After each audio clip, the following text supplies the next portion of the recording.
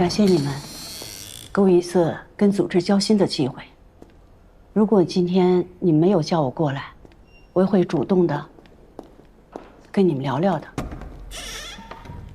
扪心自问，我在做新厅厅长期间，我没有犯过原则性的问题。我对党、对组织是忠诚的，对法律更是忠诚的。我自问，在法律的天平上，我秉公执法。但可能犯过一些小小纪律性的问题，违背了做人的原则，但至少没有上升到法律的层面。但我今天我想重点跟组织谈一谈谢鸿飞的问题。如果你们已经开始调查了，就当我今天的话没说。谢鸿飞罔顾刑法，在证据不足的情况下对万海提起公诉，并提出了不当的量刑建议。当然，在这过程当中，我也有失误，对谢鸿飞移交的起诉书审查不足，我被他带偏了方向，最终做出了错误的裁判。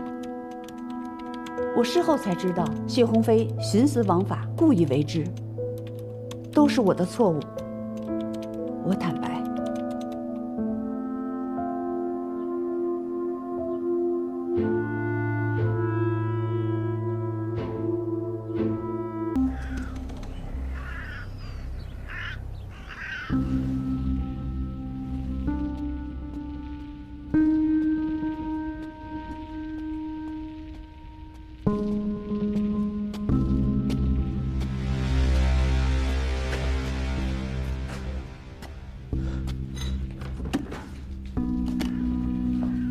咱现在不光有洗煤厂，咱家现在有矿。以后啊，这整个的这个洗煤厂，全都交给你来管理。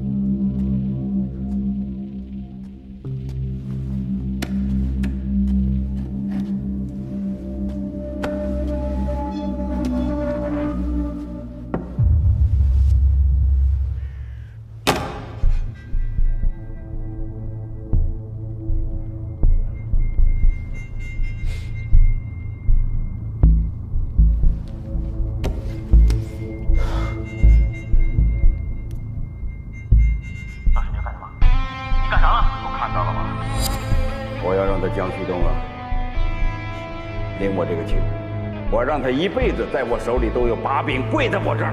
老师，死人了，是要坐牢的。我不替他儿子去坐牢，他爸能帮我吗？等我再出来，咱就不是今天这样，明白吗？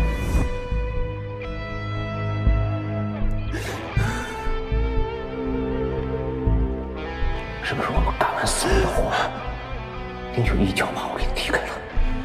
是不是在你心里面，我一直就是一个洗煤的呀？我忙前忙后，我忙了3年，我给你忙的吗？矿不能碰，第一个不能碰。这矿拿不走。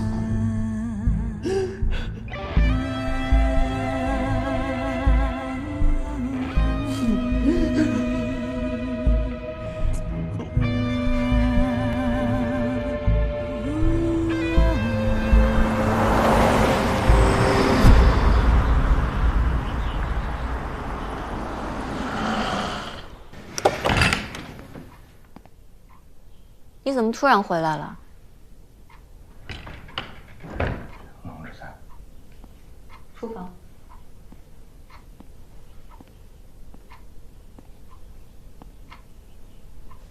邢老师，你不是在专案组吗？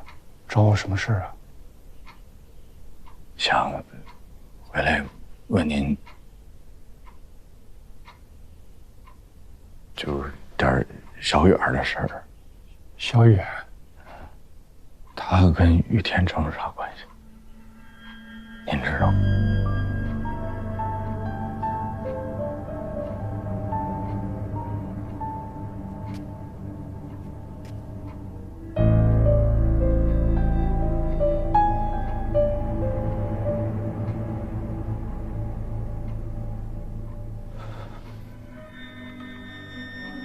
我想再问个问题，这东平啊，13年前有个案子，叫131枪击案，您知道吗？姐夫，你问这些干嘛？就是事情有点紧急，我希望你呢能够，你跟我唠唠，你跟我说说这个，你都知道啥？就比方说于天成，你们俩合作多长时间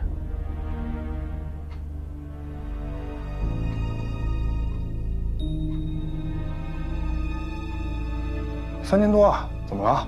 王海岸跟你有关系吗？什么玩意儿？没有。你能好好回答问题吗？什么意思啊？你怀疑我？你审我呢？你怀疑我什么呀？我肯定有些问题要问你，是有我的原因的。我希望你能好好的跟我说，我问清楚了，我就知道该怎么帮你。我好知道我下一步怎么办。就是我这么问他是为了帮他，因为我是检察官，我知道怎么做才能对你好。我希望你能跟我实实在在的把事儿都讲清楚，行吗？你要不然你就跟我上专案组去说去了。你别吓我！我跟宇天成做的正经生意，怎么做生意犯法呀？明确告诉你，宇天成、陈诚涉黑。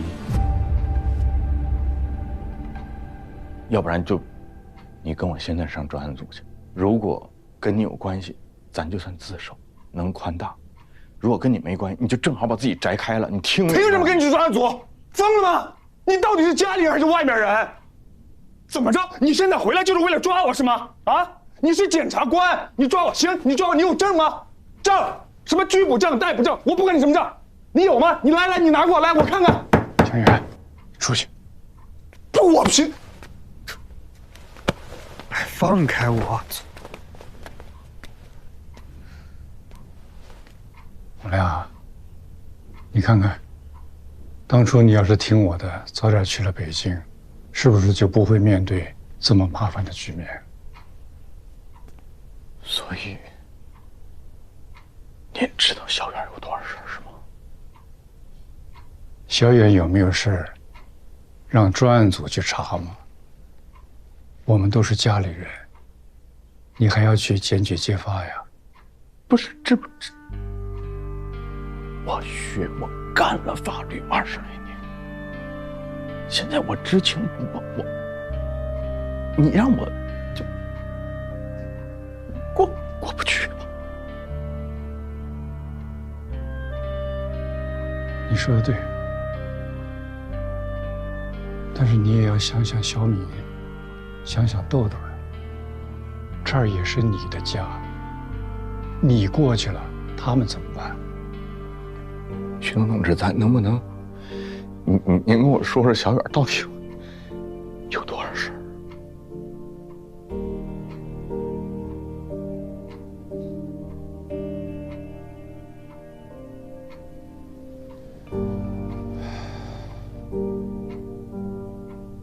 以我几十年对政法系统的了解，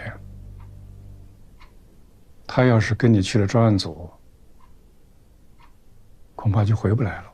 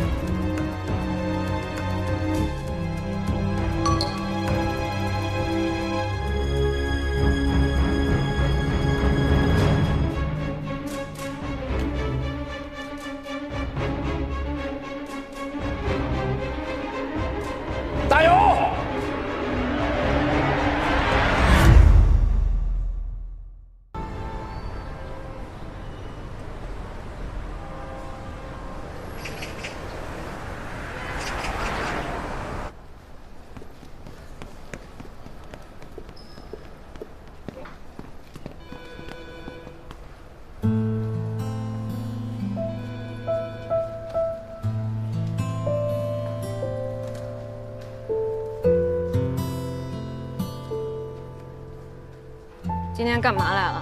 有点事儿。啥事儿？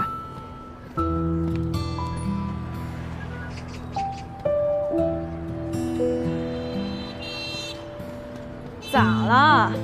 现在连话都不愿意和我说了是吧？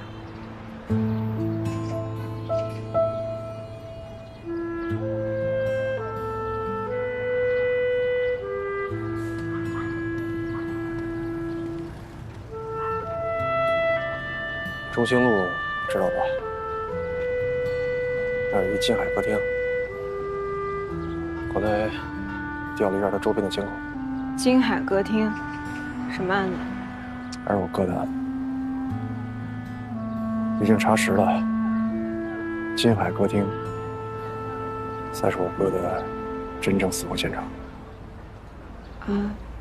周边全看了，没有价值的线索。你打算怎么办？会一直查下去。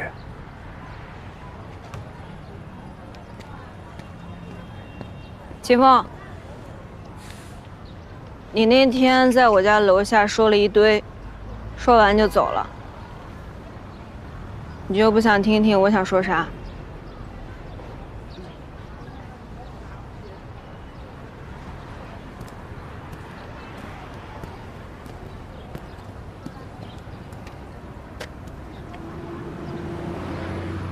你说自己是个怂人，但是你知道吗？我觉得你是个骨子里面很勇敢的人，只是你自己一直看不起你自己。就像那天你说你没有资格喜欢我一样，其实有没有资格不是别人说了算，而是你自己。如果连你自己都这么想的话，你还怎么指望别人去正视你啊？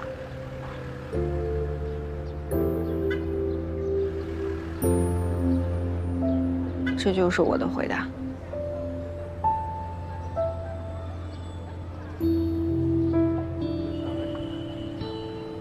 你就没什么想和我说的呀？再给你一次机会。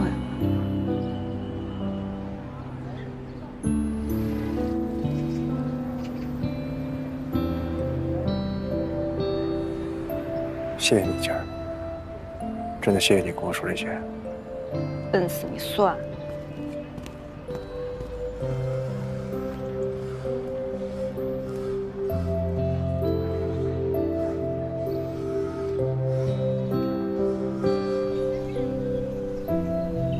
叶信，子健在家吗？没有啊，他们公司今天挺忙的。好，我到你家门口了啊。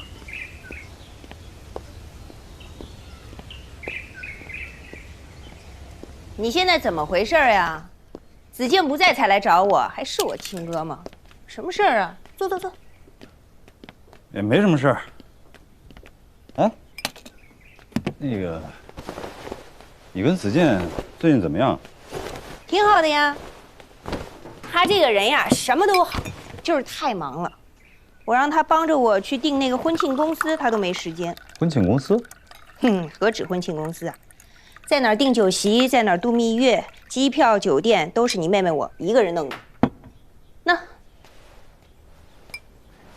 那子健最近在忙些什么呀？天龙的业务呗。我跟你说啊，子健现在基本上就是天龙集团的2把手了。那个龙哥什么事都要问他。我甚至都觉得，如果没有我们家子健，那天龙集团什么都不是，没什么未来。怎么说呢？ No。那个龙哥不是想要进军新能源领域吗？就凭着子健和嫂子这层关系，帮他省了多少事儿啊！而且就说投入这方面啊，嫂子把他和万川矿业这么一连线，龙哥新能源的第一步就算走稳了。那你说，要是没有子健，光他自己去张罗，我看再投5个亿都不一定能起步。所以你那个房子啊，你根本没有必要担心。这龙哥就是想要表示表示嘛。我就说你这脑子就是小时候发烧给烧坏了。 不是我说了这么多，明明白白，有理有据，怎么了？这是能表示的事情吗？这是可以表示、瞎表示的事情吗？你别说再举例了，5个亿嫂，哎，你怎么这么快就回来了？你不是说今天要忙的吗？哎呀，我看那边没什么事儿，我就想回来早点陪你。你哥来了。哥，你怎么来了呀？哦，我就是来看看妍心。我告诉你啊，哥现在是占用了工作时间来找你，是不是你把哥叫来的？没有，他自己突然之间就跑过来了。啊？对，我正好逮了个空，过来看看你们。哦。哎，哥，据我了解，你最近应该挺忙的呀。啊？为啥这么说呢？不是来了一个那个？去吗？我跟哥聊一下工作。哦，那我去赶稿子。行。一会儿再跟你说啊。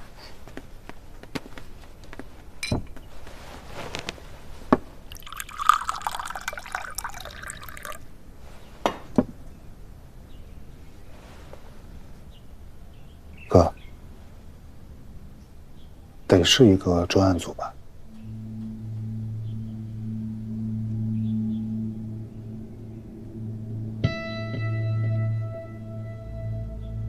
你这消息挺灵通啊！还抓了2个人，你怎么知道的？东平就这么大。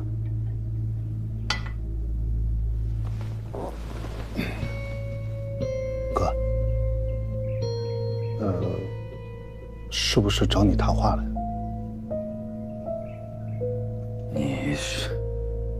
你为什么会觉得他们会找我谈话呢？其实我吧，一直想过去找你的，但刚好你今天来了嘛，我就想说我们2个应该好好的谈一下这件事儿。我觉得吧，专案组是对着万海案来的。说说看，你为什么会觉得是对着万海案？我也没琢磨明白。您就说是不是吧？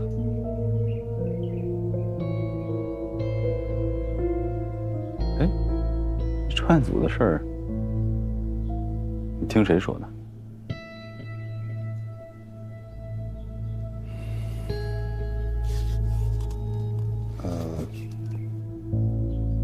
谢鸿飞。根据我们调查，程子健和王玉、谢鸿飞、孙飞之间有着密切的关系。他们之间的联系是从什么时候开始的？3年多以前吧。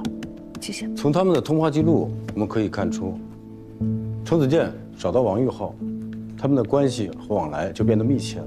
从他们通话的频次和每次通话记录里面的时长来判断，他们似乎在谋划一些事情。我还有一个意外的发现。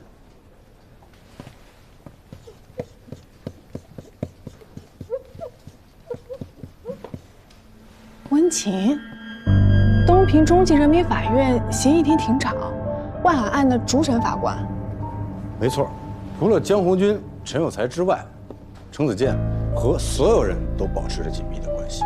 而陈有才和王玉之间有联系，江红军和孙飞之间有联系，关系层级出来了。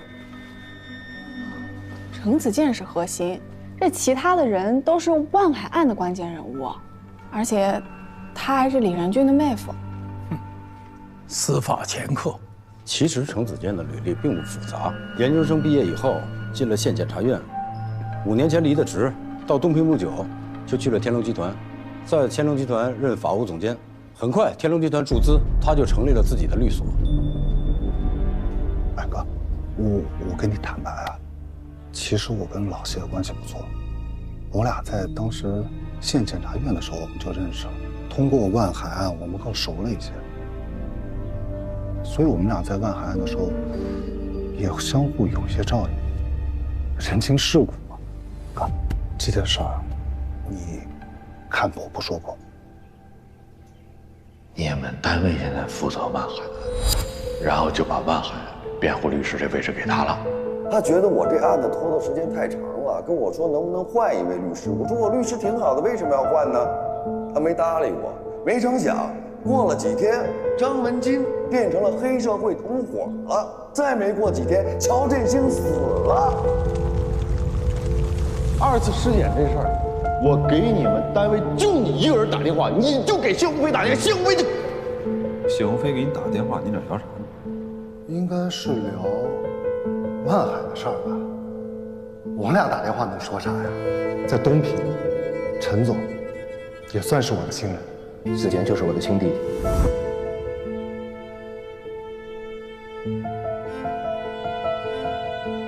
其实今天呢，我也想借这个机会跟您说一声抱歉。上次您不是问我，我当时我没说实话，这事儿就一直在我的心里面，我就是像一个结一样，它过不去。你拿我当家人，那家人在一块，有什么事儿不可以掰开了揉碎了聊啊，对吧？所以我今天想跟你坦白。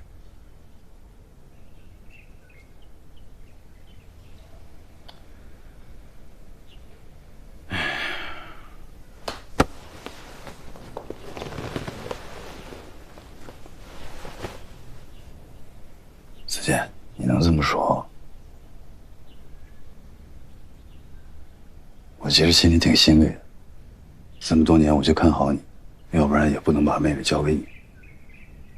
就像你说的，咱们是一家人，所以有些事儿，我希望你能如实的告诉我。我其实就是想问你啊，你跟陈胜龙到底什么关系啊？啊？你们俩应该不是这种单纯的雇佣关系吧？这陈总到底是个什么样的人？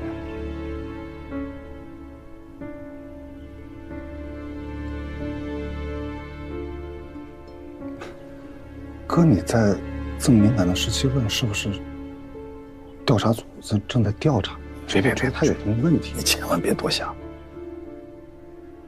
我确实查过他了，但我就是觉得这一家公司，你说从没有到有，所有的资金都来自境外。陈总这个人也是，就是我查完之后，我会觉得这不科学。你懂我说这意思吗？哥，你上手段了。不是，我真不理解这是为啥？是他们有问题吗？还是说了，你别多想。你这样，你换一个角度想一下啊，你就说，房子是不是对不了？你嫂子还得帮他弄着什么矿山、什么新能源这些事儿。妍希马上跟你又要结婚了，你说咱们这一家人跟这商人这关系，我跟你嫂子这个身份，你以前也穿过冠衣啊，对吧？你不谨慎行吗？你现在这个形势，换你怎么做？所以，子健，我希望你能给我交个实底儿，你起码让我心里踏实，对吧？天龙集团是他的金主。是，根据财产调查报告来看的话，程子健的个人财产跟天龙集团息息相关，而且他律所所接的案子也几乎都跟天龙集团有关系。他现在还住着天龙集团开发的房子，大都七山。基本清晰了，印证了你和洪亮之前的推测。王玉把这些人纠集到一起，制造了万海案，目的是要拿回物资集散中心。而东平的某些人为了博取扫黑的业绩，有意无意的成了帮凶。那矿难呢？事故是人为的，那这个人又是谁？万海案宣判结束之后，王玉他不甘心于仅仅只有这个物资集散中心，还看上了万家的矿，然后他就临时起意，趁火打劫。万海已经被王玉打趴下了。如果王玉想要得到矿山，他跟万家谈就可以了。为什么要制造一起矿难呢？还把我们引到这儿来，这不是得不偿失吗？可能是万家不同意呗。可是从犯罪成本角度来看，万家不同意就想办法搞定万家的人，总比制造一场矿难成本要低，风险也小了不少啊。宋局，您刚才说程子健和王玉之间的联系，第一个电话是程子健打给王玉的。是的。您确定不是王玉打给程子健的？确定。我们可不可以这么推测？假设把万海打成黑社会这件事情，不是王玉起的头，而是程子健起的头，又或者另有其人，一个我们从来都没有想到过的人。而且江红军和孙飞是为了这个人掩盖矿难。宋局，麻烦公安的同志继续围绕程子健查，尤其是他供职的天龙集团。好，切记不要打草惊蛇。如果我们的推测成立，那这个人太核心、太关键了，我们要放长线，钓大鱼。好。你看，在你看来，你觉得陈总他发展的特别快，那是因为他其实很早之前认了一个大哥，我估计这人你还认识，叫宇天成。哪个宇？大禹治水的禹。其实这件事儿，陈总之前跟我聊过，他好像说的是，在初中的时候他就辍学，然后跟了这个宇大哥。从10几岁跟到现在，20多年了。但这个大哥人不错的，他是有情怀的。人发达了以后，还想着回东平给东平再建设一下，所以才在东平给陈总成立了天龙集团。当然了，这些所有的资金啊，都是那大哥给的。所以哥，你放心，真的没问题。在你们看来，陈总好像很神秘，其实没什么神秘的呀。他不过就是跟了一个好大哥，然后这好大哥认了这个小弟，跟了他这么多年，给了他一个机会，就成就了现在的他，就这么简单。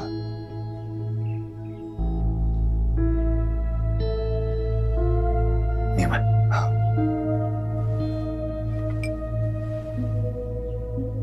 对，还有一件事啊，那个王玉，王玉那个集散中心。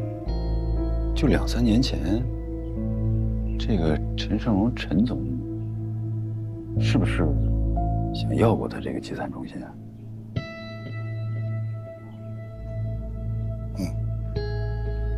这整个这个过程，你都参与了吧？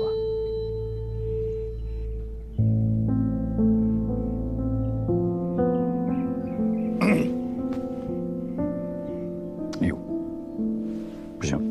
我得走了，跟你聊着聊着，忘了我后边还有事儿。行，衣服给我。哎，我让年轻送你啊。哎，哥，其实今天你能像家人一样跟我聊这么多，我心里挺踏实的。在这儿我也向你表个态，只要严欣能过上最好的日子，我吃再多苦都没事。你今天说的话，我听懂，谢谢了，哥。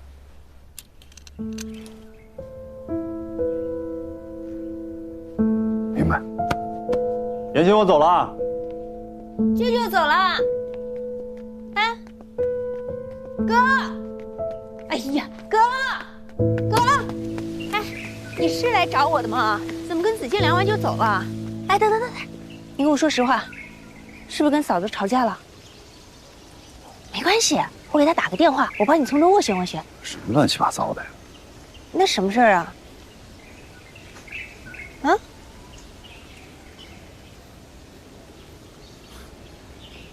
就你这脑子啊，知道的越少，对你越好。回去吧。跟你脑子多灵光似的，莫名其妙。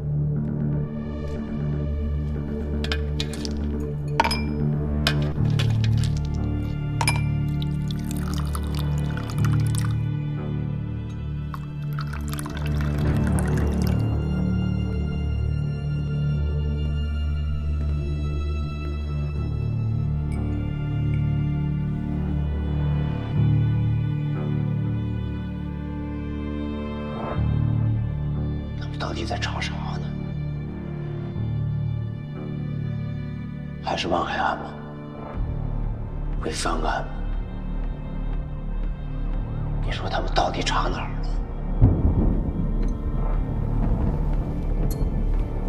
能查到我吗？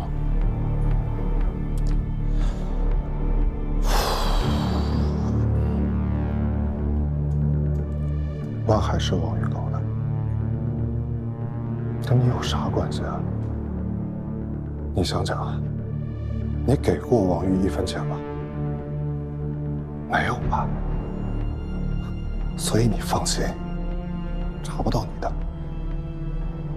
查不到我，查得到你吗？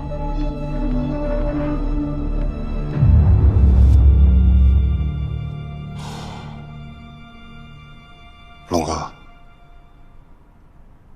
你还记得你第一次找我来，跟我聊万海这件事情的时候吗？老板，程律到了。陈总，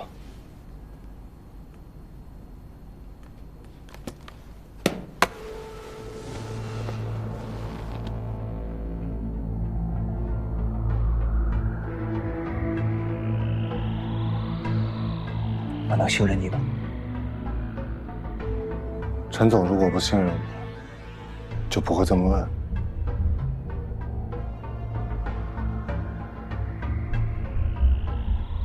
我想把一个人或者一家公司彻底打垮，你能帮我吗？什么人？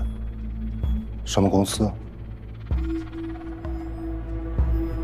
不可以有任何隐瞒。规模不比我小啊，甚至比我还大，实力比我还强，但我一定要把它办到了。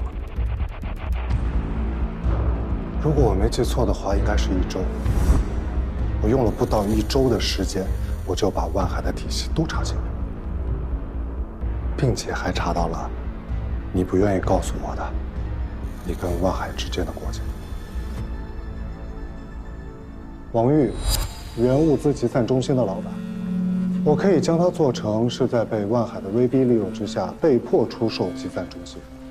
在这个案子中存在着非法拘禁、故意伤害、强迫交易、敲诈勒索，任何一项罪名都可以打败万海，更何况数罪并罚呢？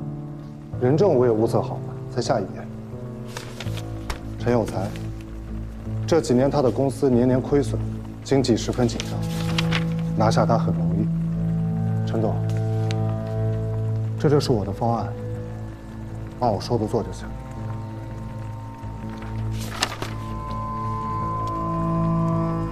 程律师，告诉我，你想要什么？陈总说的是真的吗？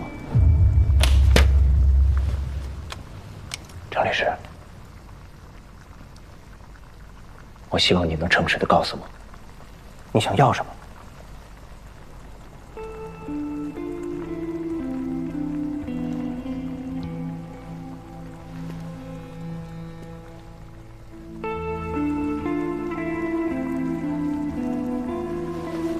陈总，你的故事我听过很多遍，我的故事，你想听听吗？我呀，就是个农村的孩子，从小我就知道读书是我唯一的出路，所以我就一直发愤图强，刻苦学习，考上了大学，进了检察院，当了一名检察官。我以为这样我的命运就会改变了，但是我错了。我发现我根本不适合这份工作。我不想要一份一眼就看到头的工作，然后平淡的过完一生。忽然有一天，我明白了自己想要什么。我想要出人头地，想要荣华富贵，想要改变命运。所以我辞掉工作，来到了东平，遇到了你，龙哥，你是我的伯乐，是我的贵人。跟你这段时间，我无比的相信我跟对人了。我今天把话撂这，他们查不到你的，但他们很有可能会查到我。即便他们查到了我也会尽全力保障你的安全。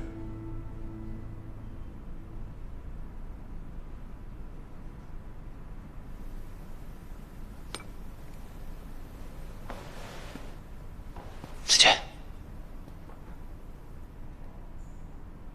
回去的那份合同，天龙集团的股权比例随便填。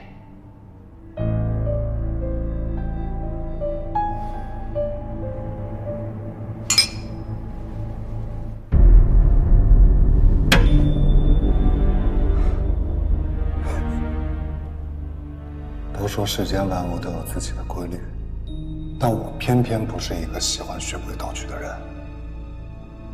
我觉得只有打破规律，活得才有意义。所以龙哥，咱们必须把这个命掌握在自己的手。说白了嘛，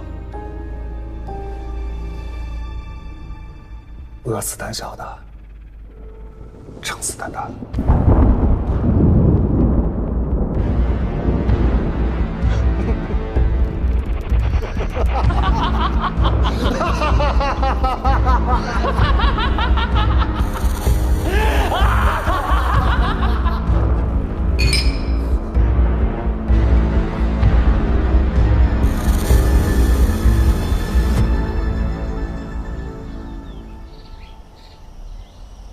怎么样？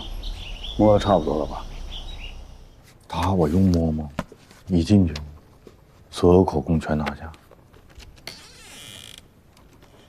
你最近是不是有点膨胀啊？哪来的自信啊？你别到时候你自己进，给大伙来个反面教材，那可丢大人了。 5分钟，信吗？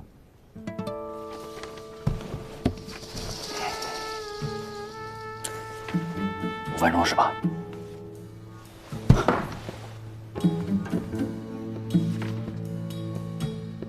从你进门开始，我给你倒计时。我饶你1分。你可快去吧！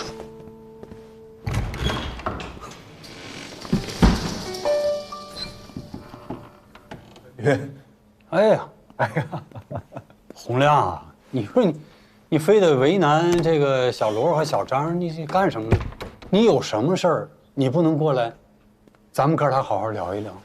就因为是咱哥俩，所以我这心里边我多少有点抵触。哎呀，我有点紧张。有什么好紧张的？你，这样啊，来，帮那个孙局给打开这个啊。不用，我跟你讲，洪亮啊，咱们都是公职人员，咱们不能违规啊，按规矩来啊。你心意我懂了，不用。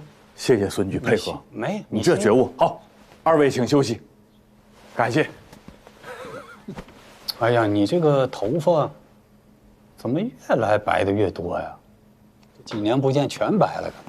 你看，哎呦，白的厉害啊！这工作太熬人了。是啊，我记得你结婚的时候，那小伙子是一头的乌发。你还记不记得当时谁给你开的婚车呀？忘了吧？哎呦，我是。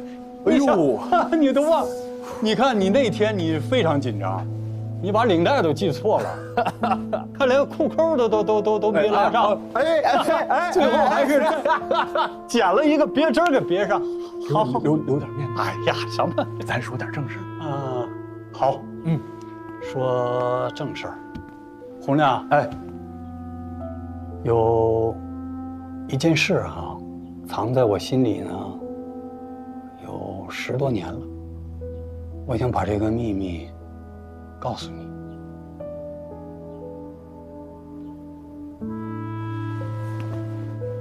当年你，然后乔振兴，还有李仁俊，你们3个人刚进检察院的时候，遇到了一件事，你知道吗？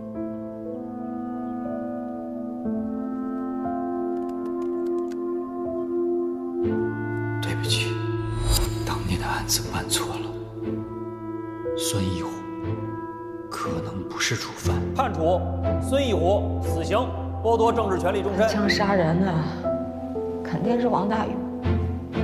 你爸怎么可能？我自己本来也想继续查下去的，可是他们把我丢到了乡下，我怎么查呀？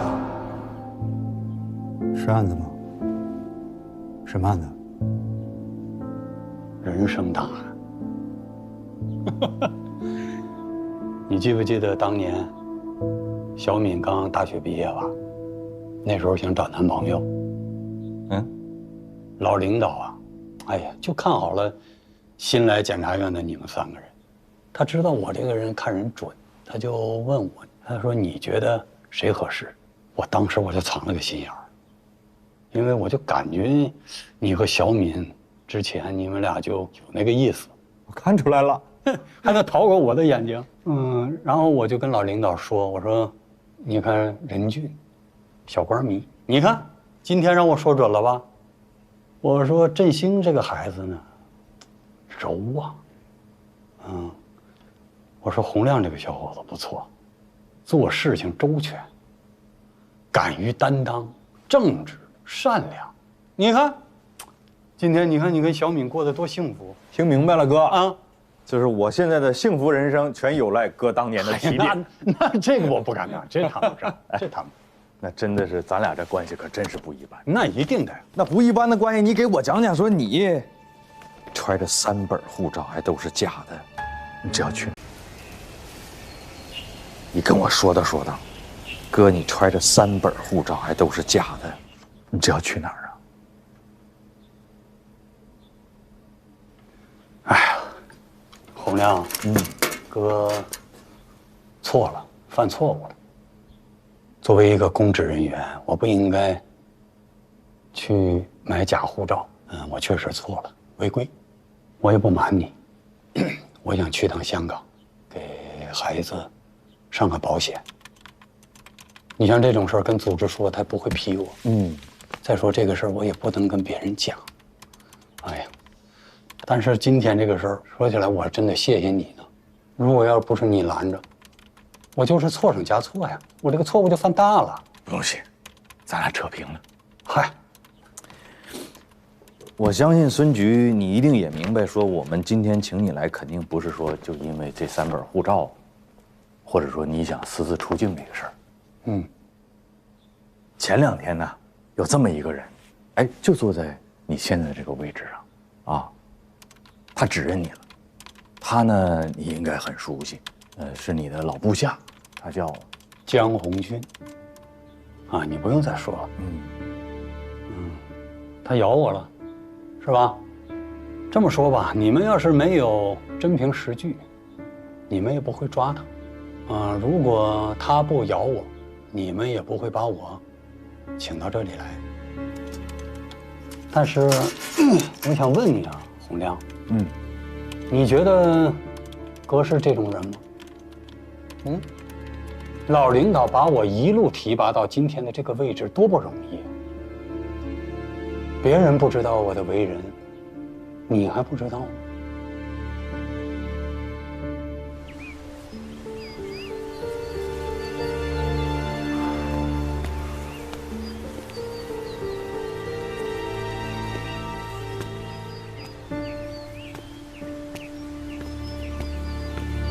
哎呀，当领导的总是领先一步啊！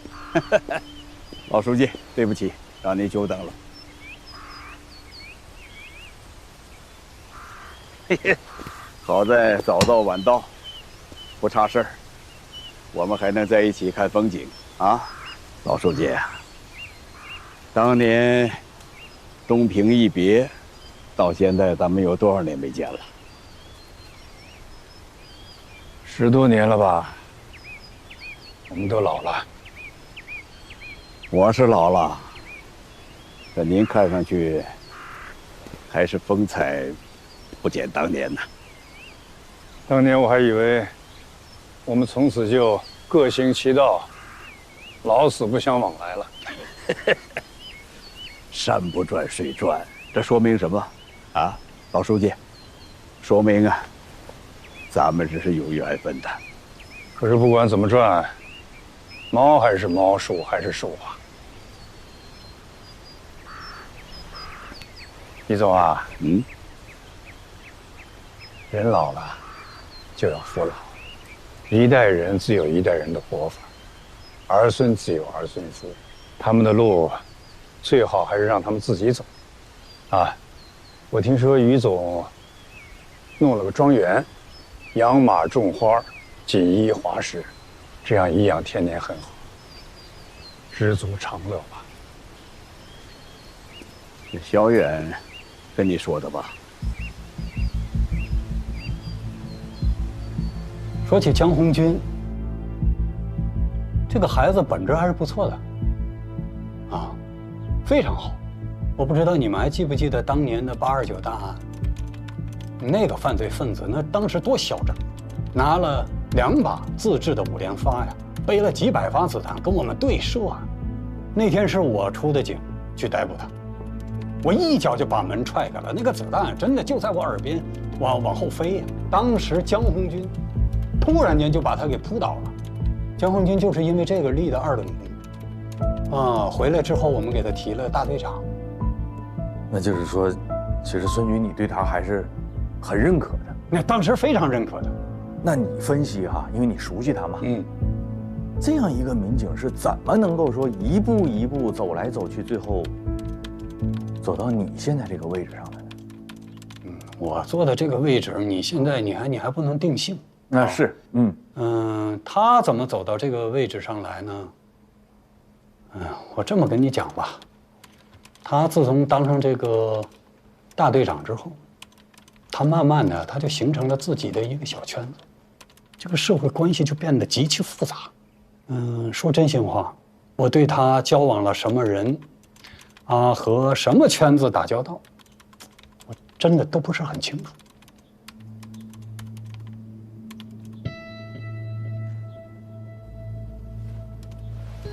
听明白了，就是说其实你们俩。慢慢的，私下的接触没有那么多了。那不管怎么说，就是你们俩当时啊，上下级一场也好，还是说兄弟手足情深也好哈，那他怎么还会说，坐到这儿，把你给指认出来了呢？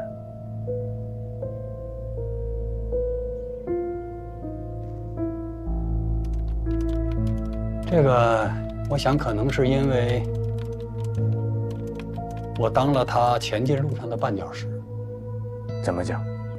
在进党委的这件事情上，几次我都投了反对票。为什么呢？因为他太江湖，我想再锻炼锻炼他。当然了，这个事儿我也直接跟他讲，我说你不能这么江湖啊！你是人民的公仆啊，你是一个执法者呀，你不能总讲这个人情世故。我想，可能是因为这些事，他对我产生了怨恨。他甚至还会说，就是我呀，把他拉上了这条船，而且还不止一次的讲。我非常痛心。所以接下来，关于江红军对我所有的指控，我都不予回答，因为都是诬告。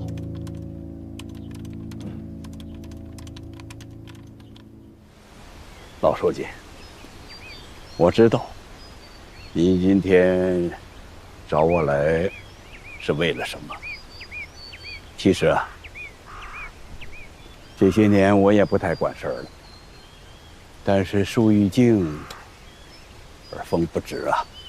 于天成，你别跟我装糊涂。你要是真想退休，就凭江源几句话你就不退了？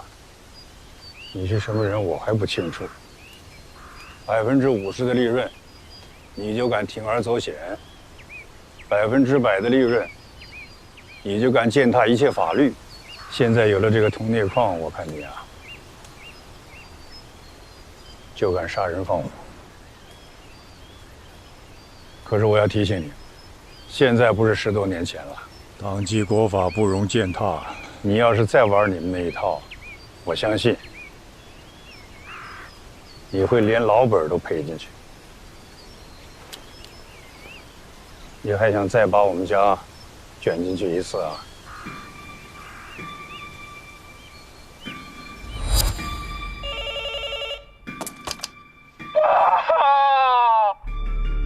我出事了！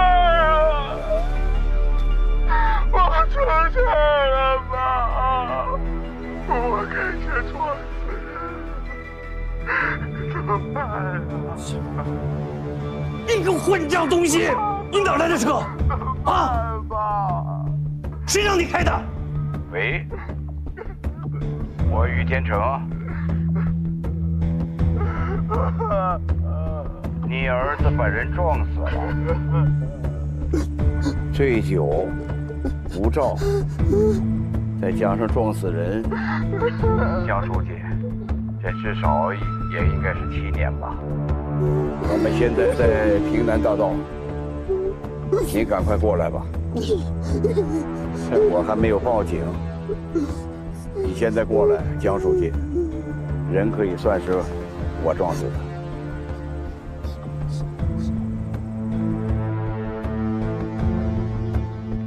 于天成，没想到你动了这么多脑筋，最后动到江远头上了。想过这么做的后果吗？怎么，江书记，你就不想想你儿子的后果了？啊？你们过来就都明白了。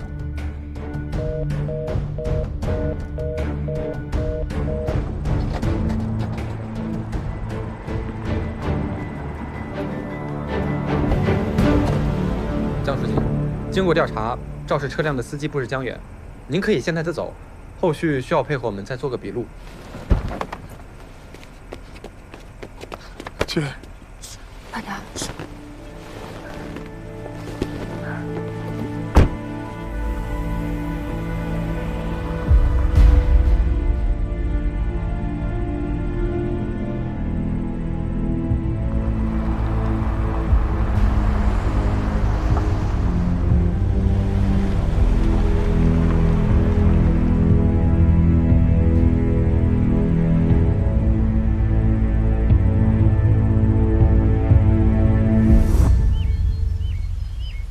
老书记，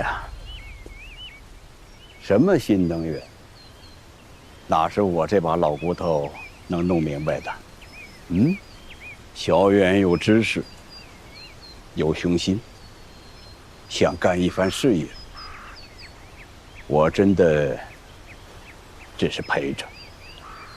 还有万海的那个案子，你就是让我绞尽脑汁，我也想不出这种点子的。我的儿子我了解，要是没有你在背后煽风点火，他能这么干吗？他是让你给利用了。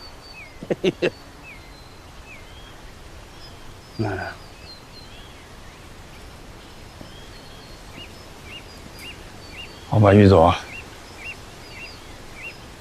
你到底要我怎么干，才肯放过江远，放过我们家？老书记，谁放过谁呀？嗯，那座矿山本来就是我的，事情发展到今天，我们都收不了手。我和我的学生，包括你，早就被裹进去了，而且是被你们家江远给裹进去的，不是吗？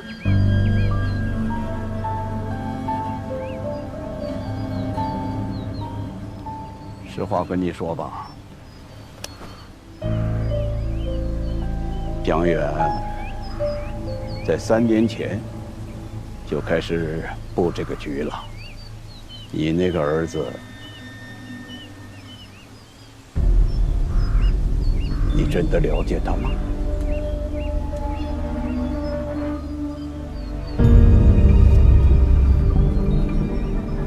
那，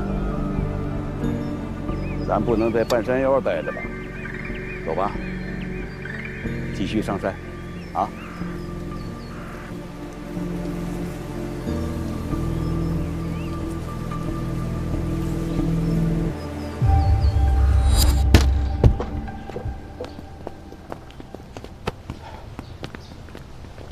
书记，你可是真够狠的，就这样把我赶出东平的吗？你可以不接受啊，但是你要搞清楚啊，这件事情只有我能帮你，否则你就是杀人犯。监狱和离开东平，你选吧。我可以接受，但是你必须再帮我一个忙。别得寸进尺啊！开枪那人叫王大有，我把他当儿子，你必须帮我把他捞出来，这样我马上就离开东平。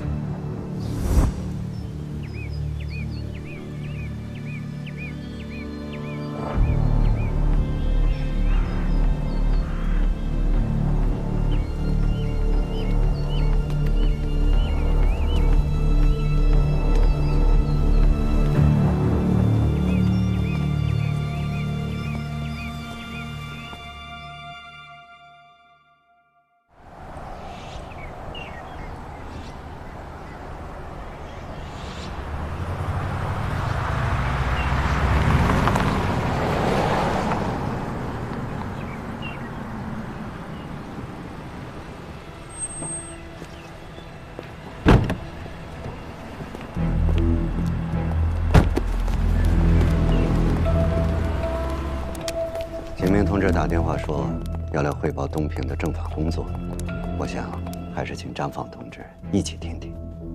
那两位领导我就直说了，东平接连出问题，给组织添麻烦了。前几天我也是一时心急，就给张检和书记打了电话，一是想了解情况，再就是想更好的配合工作。确实有些唐突，前几天又出现了突发情况。我这个做下级的实在也是坐不住了，只好直接跑来找两位领导请指示。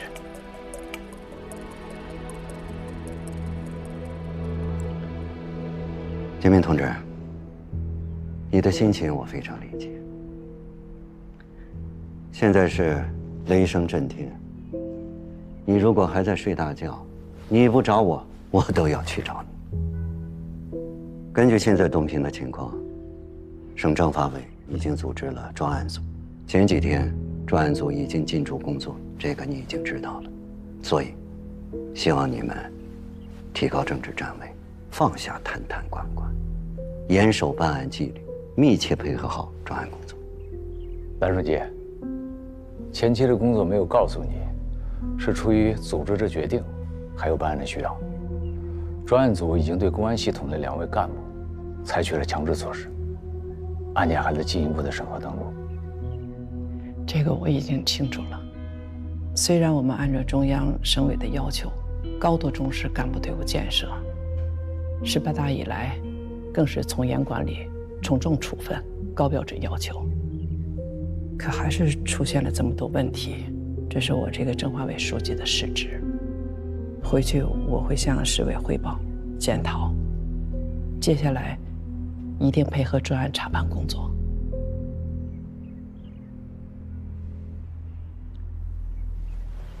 建明同志，你有这样的态度，我很高兴。相信我们这次行动一定能够取得成功。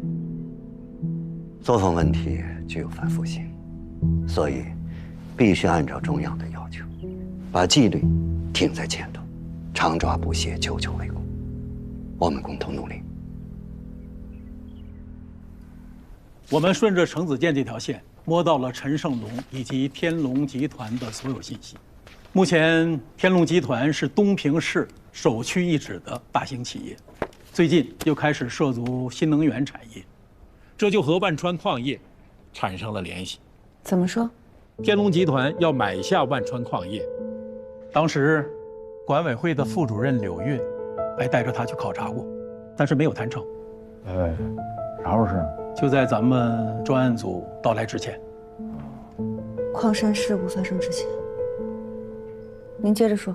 15年前，他因为一起交通肇事被判刑，坐了1年的牢。出来以后，他就去了一个叫大成矿业的公司做了业务经理。2年以后，成立了天龙集团。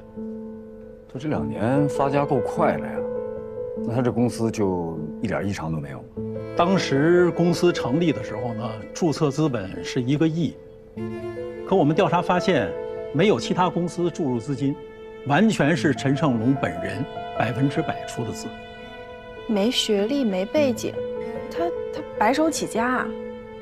还不止这些，天龙集团在东平一直从事的是房地产开发和城市改造。东平好多的楼盘，有知名度的，全部都是他们开发的。特别值得一提的是大都西山这个项目，目前是东平市最高端的住宅区。大都西山不是你之前去的那个地方？所以我们对大都西山也进行了深入的调查，结果发现东平市不少司法人员在那儿都有房产，包括孙飞、温琴、江红军，还有李仁俊，但落名是他的妻子柳运。这位陈总倒是对东平的领导都很上心啊，这都快给他建成家属院了。现在把焦点放在陈胜龙身上，黄老师，咬死他，有任何情况第一时间通知我。